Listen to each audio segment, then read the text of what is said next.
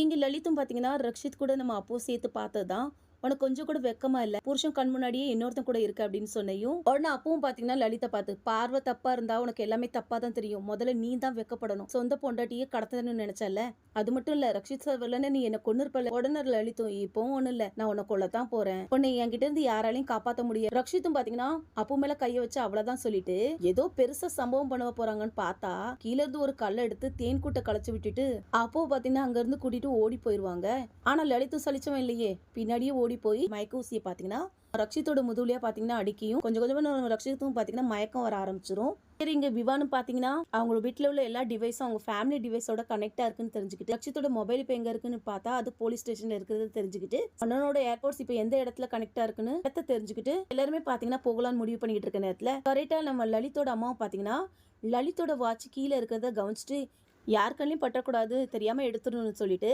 எல்லாருமே பாத்தீங்கன்னா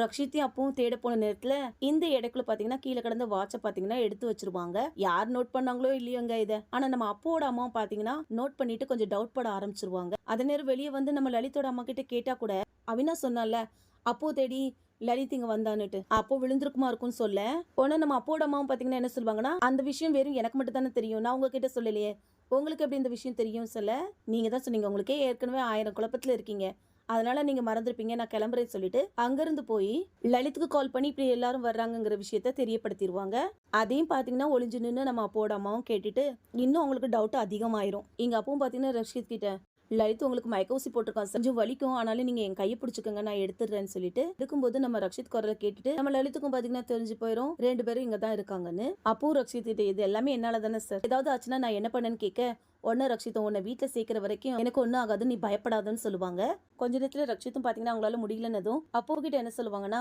என்னால இனிமே ஓட முடியாது, தயவு செய்து நீங்க இருந்து போன்னு சொல்ல அப்பவும் பாத்தீங்கன்னா சேம் நம்ம ரக்ஷித் சொன்ன டைலாக்கே, உங்க கையை பிடிச்சது உங்களை விட்டுட்டு போறதுக்கு இல்ல சார், உங்க கூட இருக்கிறதுக்காக தான், நான் செத்தாலும் சாவனே தவிர நான் உங்களை விட்டுட்டு மட்டும் நான் போக மாட்டேன்னு சொல்லி அடம்பிடிப்பாங்க. ஏன்னா அப்போ நீ இங்க தான் இருக்கன்னு எனக்கு தெரியும், ஒழுங்கா வெளியே வந்துரு, இல்லன்னா உன்னோட சேர்த்து ரக்ஷித்தையும் கொண்டு வருவேன்னு சொல்ல அப்பவும் பாத்தீங்கன்னா வெளியே வந்ததுதான் எதுக்காக அவனை காப்பாத்தணும்னு நினைக்கிறேன், அப்படி உங்க 2 பேருக்கு இடையே என்ன உறவு, ஏன் நீ அவனை என்ன காதலிக்கிறியா, அப்போ அதுக்கு மேல அவங்க ஏன்னா என் ஃப்ரெண்ட், அவங்க ஃப்ரெண்ட்ஷிப்காக ரக்ஷித் சார் உயிரை கொடுக்க நினைக்கும் போது இப்போ என்னோட டர்ன், ரக்ஷித் சாரை காப்பாத்துறதுக்காக நான் என் உயிரை கொடுக்க கூட ரெடியா இருக்குன்னு சொல்லியும் லலித்தும் பாத்தீங்கன்னா எனக்கு ரக்ஷித்தை கொன்னு எனக்கு எதுவும் கிடைக்க போறது இல்ல, எனக்கும் ஒன்ன கொல்லணும், அந்த பழியை தூக்கி அந்த ரக்ஷித் மேல போடணும், அவன் ஆயுஸ்க்கும் ஜெயில கடந்து கஷ்டப்படணும், அதுதான் சொல்லிட்டு நம்ம அப்போ பாத்தீங்கன்னா கொல்ல போவாங்க.